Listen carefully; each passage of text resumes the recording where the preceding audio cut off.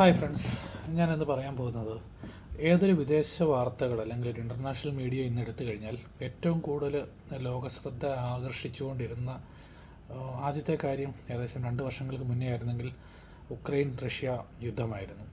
ഏതാനും ആഴ്ചകൾക്കകം ഉക്രൈനെ കീഴ്പ്പെടുത്തുമെന്ന് നമ്മൾ വിചാരിച്ചിരുന്ന റഷ്യ ഇപ്പോഴും അവിടെ കിടന്ന് വട്ടക്കൊട്ട വെള്ളം കോരുന്ന ഒരവസ്ഥയാണ്. അതിനുശേഷമാണ് ഒക്ടോബർ 7, 2023 ഇസ്രയേലിൻ്റെ സദേൺ പാർട്ടിലോട്ട് ഗാസയിൽ നിന്നുള്ള ഭീകരർ, ഹമാസ് തീവ്രവാദികൾ എന്ന് തന്നെ വിളിക്കാം, ആയിരക്കണക്കിന് വ്യക്തികളെ, ഏകദേശം 1300-നും 1400-നും ഇടയ്ക്ക് വ്യക്തികളെ കൊല്ലുകയും അതോടൊപ്പം തന്നെ 250 പേരെയോളം ബന്ദികളാക്കി തട്ടിക്കൊണ്ടുപോവുകയും ചെയ്തു. ഒക്ടോബർ 8 മുതൽ 2023 അന്ന് മുതൽ തുടങ്ങിയ യുദ്ധം, ഇസ്രയേലിൻ്റെ ആ യുദ്ധം, അവർ പറയുന്ന ആക്സിസ് ഓഫ് റെസിസ്റ്റൻസ് എന്ന് ഇറാൻ, ഹമാസ്, യമൻ, സിറിയയിലെ ഏകദേശം കുറേ സംഘടനകൾ, ഇറാഖിലെ കുറേ സംഘടനകൾ, പിന്നെ നമ്മുടെ ലെബനൻ, ബെയ്റൂട്ട് ആസ്ഥാനമാക്കി പ്രവർത്തിക്കുന്ന ഹിസ്ബുള്ള, അവരെല്ലാം ആക്സിസ് ഓഫ് റെസിസ്റ്റൻസ് എന്നാണ് പറയുന്നത്. പക്ഷേ ഇസ്രായേൽ അവരെ അഭിസംബോധന ചെയ്യുന്നത് ആക്സിസ് ഓഫ് ഡെവിൾ, അല്ലെങ്കിൽ അങ്ങനെ ഒരു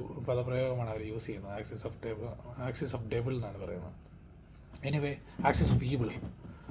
എനിവേ, ഇപ്പം നമ്മൾ കഴിഞ്ഞ ആഴ്ച കണ്ട 17-ാം തീയതി ഹിസ്ബുള്ളയുടെ മിലിറ്റൻസ് അല്ലെങ്കിൽ അവരുടെ പ്രവർത്തകർ യൂസ് ചെയ്തുകൊണ്ടിരുന്ന പേജർ, അവരെ ട്രാക്ക് ചെയ്യാതിരിക്കാൻ വേണ്ടിയും അവരുടെ രഹസ്യങ്ങൾ ചോരാതിരിക്കാൻ വേണ്ടി അവർ വിശ്വസിച്ച് കരുതിയിരുന്ന പേജറുകൾ തുടരെയായി പൊട്ടിത്തെറിക്കുകയും നിരവധി പേർക്ക് പരിക്കേൽക്കുകയും ഒരുപാട് പേരുടെ ജീവൻ അപഹരിക്കപ്പെടുകയും ചെയ്തു.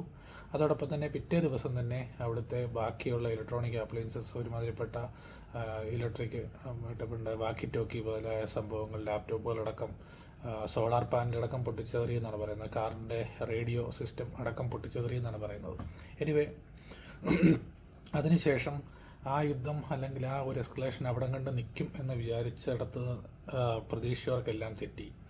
പിറ്റേ ദിവസം മുതൽ ഇസ്രയേലിൻ്റെ വളരെ ഭീകരമായ വ്യോമാക്രമണമാണ് നമ്മൾ കണ്ടുകൊണ്ടിരുന്നത്. അതിനകത്ത് നിരവധിയായിട്ടുള്ള ഹസൻ നസറുള്ള എന്ന ഹിസ്ബുള്ള കമാൻഡർ, അല്ലെങ്കിൽ അവരുടെ ആത്മീയ നേതാവിന് താഴെ വരുന്ന ഒരുപാട് നേതാക്കൾ, അത് ഇബ്രാഹിം അഖിൽ, ഇബ്രാഹിം ഖൈസി എന്ന് പറഞ്ഞ Ibrahim Qubaisi rocket department, rocket and missiles department ഹെഡായിട്ട് ഉള്ളൊരു ഹിസ്ബുള്ള ലീഡറാണ് ഈ ഇബ്രാഹിം ഖൈസി എന്ന് പറഞ്ഞ വ്യക്തി. അദ്ദേഹത്തിൻ്റെ പേര് അങ്ങനെയാണ്, സ്പെല്ലിംഗ് എനിക്ക് കറക്റ്റായിട്ട് അറിയത്തില്ല.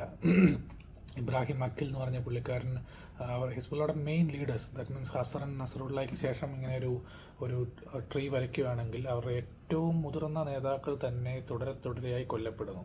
ഏകദേശം 14 ഹിസ്ബുള്ള നേതാക്കൾ ഒരു വ്യോമാക്രമണത്തിൽ അവർ ഒരു യോഗം നടന്നുകൊണ്ടിരിക്കുന്ന സമയത്ത് അവരുടെ ബേസ്മെൻറ്റിൽ അവരെ ആക്രമിച്ച് കൊലപ്പെടുത്തുന്ന സാഹചര്യമുണ്ടായി. എത്ര പേര് മരിക്കുന്നുണ്ട്, എത്ര പേരാണ് ഹിസ്ബുള്ളയുടെ നേതാക്കൾ അല്ലെങ്കിൽ ഹിസ്ബുള്ള പ്രവർത്തകർ എന്നുള്ള കാര്യം വ്യക്തമായി ഇനിയും വരേണ്ടതായിരിക്കുന്നു. ഏകദേശം 600-നോടടുക്കുന്ന മരണസംഖ്യ, 569 എന്ന് പറയുന്നു. നിരവധി ആയിരക്കണക്കിന് വ്യക്തികൾ വളരെ ക്രിട്ടിക്കലായിട്ട് ഹോസ്പിറ്റലുകളിൽ അഭയം പ്രാപിച്ചിരിക്കുന്നു. ഇസ്രായേലിനെ സംബന്ധിച്ച് പറഞ്ഞാൽ വളരെ ചെറിയൊരു രാജ്യമാണ് ലെബനൻ. അവിടുത്തെ ലെബനനിലെ ഏറ്റവും മെയിൻ പ്രശ്നമെന്ന് പറഞ്ഞാൽ അവിടുത്തെ രാഷ്ട്രീയം കുറേ വർഷങ്ങളായിട്ട്, 2006 ഇസ്രായേൽ ഏറ്റവും അവസാനമായിട്ട് അവരുമായിട്ട് ഇത്രയധികം വലിയൊരു യുദ്ധത്തിലേക്ക് കടന്നത്. എന്നാൽ ഒക്ടോബർ 7, 2023 ശേഷം ഏകദേശം 9000-ഓളം റോക്കറ്റുകൾ, അല്ലെങ്കിൽ ചെറിയ ഈ പറഞ്ഞ പ്രസിഷൻ ഇല്ലാത്ത ജസ്റ്റ് ഒരു ഷോർട്ട് റേഞ്ച് മിസൈൽസ് അല്ലെങ്കിൽ റോക്കറ്റ്സ് ഇസ്രായേലിലേക്ക് അവർ തുടരെയായിട്ട് തൊടുത്തുവിട്ടു. അതിനകത്ത് എസ്കലേഷൻ ഇത്രയും കൂടാനുള്ള സാഹചര്യം എന്ന് പറഞ്ഞാൽ, ഒരു ഫുട്ബോൾ ഗ്രൗണ്ടിലേക്ക് അവർ തൊടുത്തുവിട്ട ഒരു മിസൈൽ ഏകദേശം 12ഓളം ഇസ്രായേലി പൗരന്മാരുടെ, ഫുട്ബോൾ കളിച്ചുകൊണ്ടിരുന്നൊരു ഫുട്ബോൾ ഗ്രൗണ്ടിൽ 12ഓളം പേരുടെ ജീവൻ അപഹരിക്കപ്പെട്ടു. ഇസ്രായേലിലെ കുരുന്നുകൾ, അതായത് 18, 19, 20 വയസ്സുള്ള കുട്ടികളാണ് അത് മരിക്കാനിടയായത്. ആ രാജ്യത്തെ സംബന്ധിച്ച് പറഞ്ഞാൽ അവരുടെ ഒരു പൗരൻ്റെ എങ്കിലും ജീവൻ പോയി കഴിഞ്ഞാൽ അതിന് 10 ഇരട്ടിയോ 100 ഇരട്ടിയോ ആയിട്ട് തിരിച്ചു കൊടുക്കുന്നൊരു പാരമ്പര്യമാണ് ഇസ്രായേൽ ഇതുവരെയും പിന്തുടർന്ന് വന്നത്. 1948 മെയ് 14 ശേഷം, അവരുടെ ഇൻഡിപെൻഡൻസിന് ശേഷം അങ്ങനെയാണ് അവരുടെ ഒരു കീഴ്വഴക്കം. അതോടൊപ്പം തന്നെ ശ്രദ്ധിക്കേണ്ടത്, ഹിസ്ബുള്ള എന്ന ആ ഒരു സംഘടന, ആ സംഘടനയെ പറ്റി നമ്മൾ വ്യക്തമായിട്ട് പഠിക്കുകയാണെങ്കിൽ പല ഗൂഗിളിലോ അല്ലെങ്കിൽ ലഭ്യമായ ബാക്കിയുള്ള യൂട്യൂബ് വീഡിയോസിനെ നോക്കിയാൽ പാർട്ടി ഓഫ് ഗോഡ് എന്നാണ് അറിയപ്പെടുന്നത്. ദൈവത്തിൻ്റെ പാർട്ടി എന്നാണ് അവർ അറിയപ്പെടുന്നതെങ്കിലും അവരുടെ കയ്യിലിരിക്കുന്ന വെപ്പൺസിൻ്റെ എണ്ണം, അവരുടെ ആയുധങ്ങളുടെ എണ്ണം ഏകദേശം 1.5 ലക്ഷത്തോളം റോക്കറ്റുകളും മിസൈലുകളും ബാലിസ്റ്റിക് മിസൈലുകൾ, അങ്ങനത്തെ വളരെ കേപ്പബിൾ ഉള്ള ഒരു സംഭവമാണ്. ഇവൻ അമേരിക്കയുടെ രഹസ്യാന്വേഷണ ഏജൻസികൾക്ക് പോലും ഹിസ്ബുള്ളയുടെ കയ്യിലുള്ള വെപ്പൺസിൻ്റെ അല്ലെങ്കിൽ അവരുടെ ഫൈറ്റേഴ്സിൻ്റെ എണ്ണം നിശ്ചയമായിട്ട് അവർക്ക് അറിയത്തില്ല. അവർ പറയുന്ന 25,000, 35,000, 40,000, 50,000, 60,000 എന്നൊക്കെ പറയുന്നു. അത് എത്രയാണെന്ന് അവർക്ക് തന്നെ ക്ലിയറായിട്ട് അറിയത്തുള്ളൂ. അതായത് എത്ര പേരാണ് ആക്റ്റീവായിട്ടുള്ളത്, എത്ര പേരാണ് റിസർവായിട്ട് വെച്ചിരിക്കുന്നത്, ഒന്നും പറയാൻ പറ്റത്തില്ല. അതോടൊപ്പം തന്നെ വേറൊരു ഇമ്പോർട്ടൻ്റ് ആയിട്ടുള്ള കാര്യം എന്ന് പറഞ്ഞാൽ അവരുടെ കയ്യിലുള്ള വെപ്പൺസിൻ്റെ എണ്ണവും ക്ലിയറായിട്ടും ആർക്കും അറിയില്ല.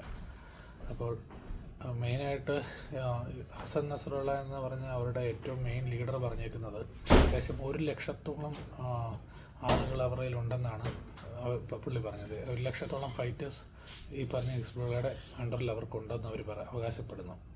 എത്രയാണേലും നിലവിലെ സാഹചര്യം അനുസരിച്ച് ഒരു എസ്കലേഷൻ ഓൾറെഡി ഉണ്ടായിക്കഴിഞ്ഞു. ഇസ്രായേൽ ഹിസ്ബുള്ളയുടെ മണ്ണിലേക്ക്, ദാറ്റ് മീൻസ് ലെബനൻ്റെ മണ്ണിലേക്ക് അധിനിവേശം ഗ്രൗണ്ട് ഒഫൻസീവ് നടത്താനുള്ള സാധ്യതയെപ്പറ്റിയും പറയുന്നുണ്ട്.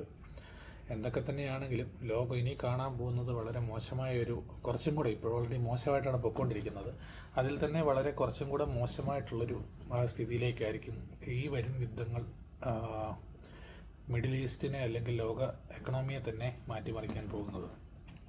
അതിൽ തന്നെ 100 കണക്കിന് ഹിസ്ബുള്ളയുടെ ലീഡേഴ്സ് കൊല്ലപ്പെട്ടു എന്നുള്ള മെസ്സേജുകൾ വരുന്നുണ്ട്. ഓൾമോസ്റ്റ് ഗാസ എന്ന ഭൂമി അവർ ഓൾറെഡി പറഞ്ഞിരുന്നു. യോവ് ഗാലൻറ്റും ബെഞ്ചമിൻ നെതന്യാഹുവും അവരുടെ ഡാനിയൽ ഹഗാരിയുടെ ഒക്കെ ഓരോരോ, ദാറ്റ് മീൻസ് അവരുടെ ആർമി ഓഫീസേഴ്സിൻ്റെയൊക്കെ വളരെ ക്രൂഷ്യലായിട്ടുള്ള അവരുടെ വാർത്താ സമ്മേളനങ്ങളിൽ അവർ പറയാറുണ്ടായിരുന്നു, എന്ത് കാണിച്ചാലും ഈ പറഞ്ഞ ഗാസയെ അവർ നിർജീവ പ്രദേശമാക്കി മാറ്റും എന്നുള്ള ഒരു പ്രഖ്യാപനം അവരുടെ ഭാഗത്തു നിന്നുണ്ടായിരുന്നു. ഏകദേശം അതുപോലെ തന്നെ സംഭവിക്കുന്നു. ഈ യുദ്ധം അവസാനിക്കണമെങ്കിൽ 2-3 കാര്യങ്ങളേ ഉള്ളൂ. അതോടൊപ്പം തന്നെ ഇസ്രയേലിലേക്ക് അവർ ബാലിസ്റ്റിക് മിസൈൽ, ടെലവീവ് വരെ എത്തുന്ന പോലത്തെ ബാലിസ്റ്റിക് മിസൈൽ അവർ ഓൾറെഡി അയച്ചു കഴിഞ്ഞു ഹിസ്ബുള്ള. അവരുടെ കയ്യിലുള്ള അതിനുള്ള വെപ്പൺസ് ഉണ്ട്. ഈ 1.5 ലക്ഷത്തോളം വെപ്പൺസ് അവർ ഒരുമിച്ച് പ്രയോഗിച്ച് കഴിഞ്ഞാൽ തീർച്ചയായും, അല്ലെങ്കിൽ തുടരെയായിട്ട് ഒരു 5,000 വീതം ഈ ഹമാസൊക്കെ അന്ന് ഒക്ടോബർ 7-ാം തീയതി പ്രയോഗിച്ച പോലെ 7,000 റോക്കറ്റുകളോളം ഒരു ദിവസം അയച്ചു കഴിഞ്ഞാൽ തീർച്ചയായും ഈ പറഞ്ഞ ആരോ ഡിഫൻസ് സിസ്റ്റമോ, എയർ ഡിഫൻസ് സിസ്റ്റമോ, ഒരു ഡേവിഡ് സ്ലിംഗ് എന്ന് പറഞ്ഞ സിസ്റ്റമോ, അല്ലെങ്കിൽ നമ്മൾ കൂടുതലായിട്ട് ഒരുമാതിരിപ്പെട്ട മലയാളികൾക്കെല്ലാം അറിയാവുന്നൊരു സാധനമാണ് അയൺ ഡോം ഫെസിലിറ്റീസ്. അയൺ ഡോമിനെ പോലും മറികടക്കാൻ കഴിയുന്നത്ര എണ്ണം, അതായത് അയൺ ഡോമിന് ഒരു 1000 എണ്ണമൊക്കെ ഒന്നിച്ച് കഴിഞ്ഞു കഴിഞ്ഞാൽ അത് റീപ്ലേസ് ചെയ്യാൻ, ബാറ്ററി റീപ്ലേസ് ചെയ്യാൻ, അതിനകത്തെ വെപ്പൺസ് റീപ്ലേസ് ചെയ്യാനുള്ള ടൈം എടുക്കും. തീർച്ചയായും കാഷ്വാലിറ്റീസ് ഇസ്രയേൽ ഉണ്ടാകുകയും ചെയ്യും. ഈ ഒക്ടോബർ 7-ന് ശേഷം ഏകദേശം ഒക്ടോബർ 8-ാം തീയതി തന്നെ ഹിസ്ബുള്ള ഹമാസ് എന്ന കുഞ്ഞനീന് വേണ്ടിയിട്ട് ആയുധം തിരിച്ചെടുത്തു. അവർക്ക് ഐക്യദാർഢ്യം പ്രഖ്യാപിച്ചുകൊണ്ട് ഇങ്ങോട്ട് റോക്കറ്റുകളും കാര്യങ്ങളെല്ലാം ഇസ്രായേലിൻ്റെ മണ്ണിലേക്ക് അയക്കുന്നുണ്ടായിരുന്നു. അതിന് പ്രത്യാക്രമണമായിട്ട് അധികമൊന്നും ചെയ്തില്ലെങ്കിലും ഇപ്പോൾ ഒക്ടോബർ 7-ൻ്റെ വാർഷികം വരാൻ ഇനി ഏതാനും ദിവസങ്ങളോ അല്ലെങ്കിൽ ആഴ്ചകൾ മാത്രം ബാക്കിയുള്ളപ്പോൾ ഒക്ടോബർ 7-ന് സമാനമായ ഒരു ആക്രമണം ഇസ്രായേൽ മണ്ണിലേക്ക് വീണ്ടും അവർ ആസൂത്രണം ചെയ്യുന്നു എന്നാരോപിച്ചാണ്, അല്ലെങ്കിൽ അങ്ങനെ ഒരു ഭീതിയിലാണ് ഇത്രയും വലിയൊരു ആക്രമണം ഇപ്പോൾ ഹിസ്ബുള്ളയ്ക്ക് നേരെ അവരഴിച്ചു വിടുന്നത്. അപ്പോൾ ഇസ്രായേലിൻ്റെ ഒരു കൺസെപ്റ്റ് അവിടുത്തെ ബെഞ്ചമിൻ നെതന്യാഹു അല്ലെങ്കിൽ അവിടുത്തെ യോവ് ഗാലൻ്റൊക്കെ പറയുന്നത് prevention is better than cure. ഒരു കാരണവശാലും ഞങ്ങളെ ആക്രമിക്കുന്നതിന് മുന്നേ ഞങ്ങൾ ആക്രമിച്ചിരിക്കും. ആ ഒരു കൺസെപ്റ്റിലാണ് ഇപ്പോൾ പൊയ്ക്കൊണ്ടിരിക്കുന്നത്. നിലവിൽ ഈ യുദ്ധം കൂടുതൽ എസ്കലേറ്റ് ആകണമെന്നുണ്ടെങ്കിൽ ഇറാൻ ഇപ്പം ബൂട്ട്സ് ഓൺ ഗ്രൗണ്ട് അവരുടെ ലെബനൻ മണ്ണിലേക്ക് ഇസ്രായേലി പട്ടാളം കരയുദ്ധം ആരംഭിക്കുകയാണെങ്കിൽ തീർച്ചയായും ഇറാൻ ആക്രമിക്കും, അവരെ തിരിച്ചടിക്കും എന്നൊക്കെ പറയുന്നുണ്ട്. ഇത് അത്രത്തോളം ഈസി ആയിട്ടുള്ള കാര്യമൊന്നും അല്ല. കാരണം ഇസ്രായേലിന് സപ്പോർട്ടായിട്ട് അമേരിക്ക എന്ന വലിയേട്ടൻ നിൽക്കുവാണ്.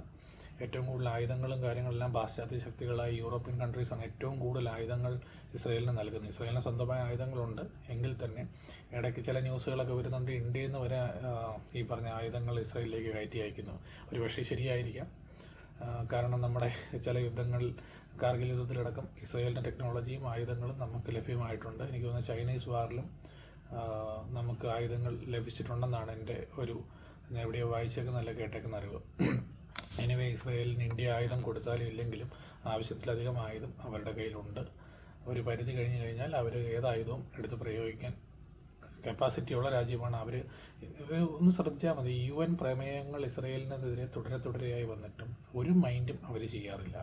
ഏതെങ്കിലും വേറെ ഏതൊരു രാജ്യത്തിനെതിരെ ഇതുപോലെ UN പ്രമേയങ്ങൾ സെക്യൂരിറ്റി കൗൺസിലിൽ നിന്നും ഇൻ്റർനാഷണൽ കോർട്ട് ഓഫ് ലോയിൽ നിന്നൊക്കെ ഇതുപോലത്തെ പ്രമേയങ്ങളും ഇതുപോലത്തെ സാങ്ഷനുകളും വരുമ്പോൾ അവരതിനെ തികഞ്ഞ അവജ്ഞയോടുകൂടെ അവർ മൈൻഡ് പോലും ചെയ്യുന്നുള്ളതാണ് എൻ്റെ സത്യം.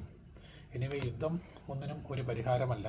ഒരിക്കലും ഇസ്രയേൽ നിരപരാധികളെ കൊന്നാലും, ഹിസ്ബുള്ള നിരപരാധികളെ കൊന്നാലും, ഇനി അമേരിക്ക കൊന്നാലും, ഇനി ഇന്ത്യ കൊന്നാലും, ഏതൊരു രാജ്യമാണെങ്കിലും നിരപരാധികളുടെ രക്തം വീഴുന്നത് വളരെ ദൗർഭാഗ്യകരമാണ്.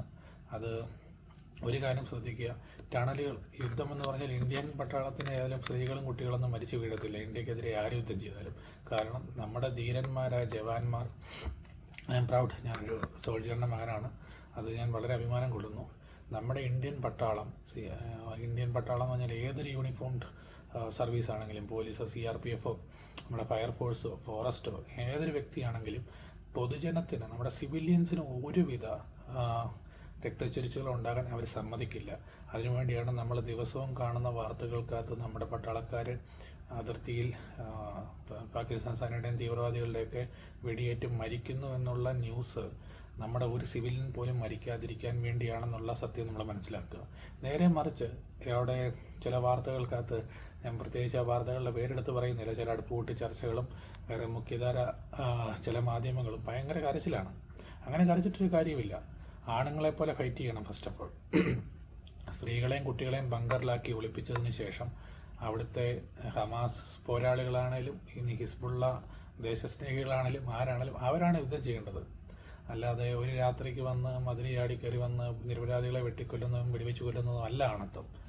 എന്ത് ആക്സിസ് ഓഫ് പവർ ആണെങ്കിലും, ആക്സിസ് ഓഫ് റെസിസ്റ്റൻസ് ആണെങ്കിലും, ആക്സിസ് ഓഫ് ഈവിൾ ആണെങ്കിലും യുദ്ധം ചെയ്യുന്നത് യൂണിഫോംഡ് ഫോഴ്സസ് തമ്മിലായിരിക്കണം. അതിപ്പം ആ കാര്യത്തിൽ വളരെ മാതൃകാപരമാണ് റഷ്യ-ഉക്രൈൻ വാർ. അവരങ്ങനെ സിവിലിയൻസിനെ ഇത്രയും കൊന്നിട്ടില്ല. ഇനി ഇസ്രയേൽ കൊന്നാലും, ഇസ്രയേൽ കൊന്നില്ലെങ്കിലും, ഇനി ഹമാസ് കൊന്നാലും വളരെ അപലപിക്കപ്പെടേണ്ട കാര്യമാണ്. നിലവിൽ ഏതൊരു മുഖ്യധാര മാധ്യമങ്ങളും ഒരു കാര്യം മാത്രം ചിന്തിക്കുക, ഈ യുദ്ധം അവസാനിക്കും, ഒറ്റ മാർഗമേ ഉള്ളൂ, ബന്ദികളാക്കി വെച്ചേക്കുന്ന സിവിലിയൻസിനെ, ആ പാവം കടിച്ച സ്ത്രീകളെയും പ്രായമായവരെയും കർഷകരെയും എല്ലാം വിട്ടുകൊടുക്കുക മാന്യമായിട്ട്. ഹമാസ്, ഇപ്പോൾ യഹിയ സിൻവാർ എന്ന് പറഞ്ഞാൽ ഹമാസിൻ്റെ പുതിയ ലീഡർ, മനസ്സിലാക്കേണ്ട ഒരു കാര്യം, യുദ്ധം അവസാനിക്കണം, അല്ലെങ്കിൽ അവരുടെ നിരപരാധികൾ അവർ മരിക്കാതിരിക്കണം, അല്ലെങ്കിൽ ഒരു 2 സ്റ്റേറ്റ് പോളിസിയിലേക്ക് വരണമെന്നുണ്ടെങ്കിൽ നിരപരാധികളായ വ്യക്തികളെ തിരിച്ചു കൊടുക്കുക. അതോടൊപ്പം തന്നെ ഏകദേശം 1 ലക്ഷത്തിൽ അടുത്ത് വ്യക്തികളാണ് നോർത്തേൺ ഇസ്രയേലിൽ നിന്ന്, ലെബനൻ്റെ ബോർഡറിൽ നിന്ന് മാറി താമസിക്കുന്നത്. ഇന്നലെ വരെ ഏകദേശം 13,000 പേര് താമസിച്ചുകൊണ്ടിരുന്ന ഗ്രാമത്തിൻ്റെ ഇപ്പോൾ ഒരു ന്യൂസ് കണ്ടത് വെറും 3,000 പേര് താഴെയുള്ളൂ. അവിടുത്തെ സിസ്റ്റങ്ങളെല്ലാം അവരെല്ലാം ആശുപത്രികൾ വരെ ക്ലോസ് ആക്കി തിരിച്ചു പോരുവാണ്. ദാറ്റ് മീൻസ് അവിടെയൊക്കെ നിർജ്ജന പ്രദേശങ്ങളായി മാറിക്കൊണ്ടിരിക്കുകയാണ്. അപ്പോൾ അതൊരു ചുഞ്ഞി രാജ്യമാണ്, ചുറ്റോട് ചുറ്റും ശത്രുക്കളാണ്. അപ്പോൾ അവരവിടെ നിലനിൽപ്പിന് വേണ്ടിയിട്ട് എന്നും കാണിക്കും. ഞാനൊരു യഹൂദനൊന്നുമല്ല, ഞാൻ ഇസ്രയേലിനെ സപ്പോർട്ട് ചെയ്യും, ഞാൻ അവിടെ വർക്ക് ചെയ്തിട്ടുണ്ട്. ഓഫ് കോഴ്സ് ഇന്ത്യ ഇസ്രയേലിനെ സപ്പോർട്ട് ചെയ്യുന്ന പറഞ്ഞാൽ ഇസ്രയേലിനെ കുറച്ചൊക്കെ സപ്പോർട്ട് ചെയ്യുകയും ചെയ്യും. അതിൻ്റെ കാരണം ഇത്രയേ ഉള്ളൂ, ഇസ്രയേലിൽ നല്ലവന്മാരായതുകൊണ്ടൊന്നുമല്ല. പക്ഷേ അവിടുത്തെ നിരപരാധികളായ വ്യക്തികളെ ട്രിഗർ ഓഫ് ഇപ്പോഴത്തെ റീസെൻറ്റ് ട്രിഗർ എന്ന് പറഞ്ഞാൽ ഈ ഒക്ടോബർ 7 ഭീകരാക്രമണം തന്നെയാണ്. അപ്പോൾ ഓഫ് കോഴ്സ് ആ ഒരു ഭീകരാക്രമണത്തിന് ഉപ്പ് നിന്ന വെള്ളം കുടിക്കുമെന്ന് പറഞ്ഞാൽ കുടിച്ചേ പറ്റത്തുള്ളൂ. നിലവിൽ ഈ പറഞ്ഞ ഒരാവശ്യവുമില്ല ഈ യുദ്ധം ഇത്ര എസ്കലേറ്റ് ചെയ്യാൻ. ലെബനനെ പോലത്തെ രാജ്യത്തിനകത്ത് ക്രിസ്ത്യാനിയായ പ്രസിഡന്റ്, പ്രൈം മിനിസ്റ്റർ, വേറെ ആരുണ്ട്, അങ്ങനെ 3 ഷിയ, സുന്നി, ക്രിസ്ത്യൻ, ഈ 3 തീവ്രവാദികളും കൂടിയാണ് അവിടെ ഭരിച്ചുകൊണ്ടിരിക്കുന്നത്. സോ എത്രയും വേഗം ലോകസമാധാനം പുലരട്ടെ. UN-നെ കണ്ട ഇവർ നോക്കൂത്തി മാത്രമല്ല, ഒരു കാര്യം ഉണ്ടാവുമെന്ന് എനിക്ക് തോന്നുന്നില്ല. എൻ്റെ ഒരു വീക്ഷണം വെച്ചിട്ട്, ചിലപ്പോൾ എൻ്റെ വീക്ഷണത്തിൻ്റെ ഇതാവാം, പല യുദ്ധങ്ങളുണ്ടായിട്ടും ഒരു കാര്യവുമില്ല. ഇപ്പോൾ റഷ്യ-ഉക്രൈൻ വാർ തുടങ്ങിയിട്ട് ഇത്രയും കാലമായി, ഒരു വാക്കുകൊണ്ട് പോലും ഒന്ന് അപലപിക്കാനോ ഒന്നും സാധിച്ചിട്ടില്ല. പോരാത്തതിന് ഇത്രയും ബന്ദികൾ അവിടെ പിടിച്ചു കിടക്കുവാണ്. ഒരു രാജ്യം പോലും ഇതിനെപ്പറ്റി ഒരു വാക്ക് മിണ്ടാൻ അല്ല അപലപിക്കാൻ തയ്യാറായിട്ടില്ല.